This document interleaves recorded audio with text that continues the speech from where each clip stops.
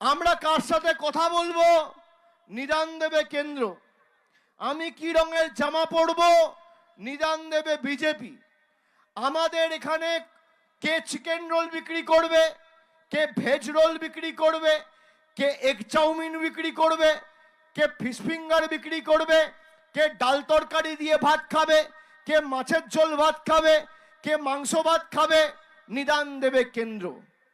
আপনারা চান 70টা বিধায়ক নিয়ে যে দল একটা গরিব ছেলেকে খালি চিকেন প্যাটিস বিক্রি করে বলে বেধড়ক মার মেরেছে, সেই দল যদি আজকে বাংলায় থাকতো তাহলে কি অবস্থা করতো?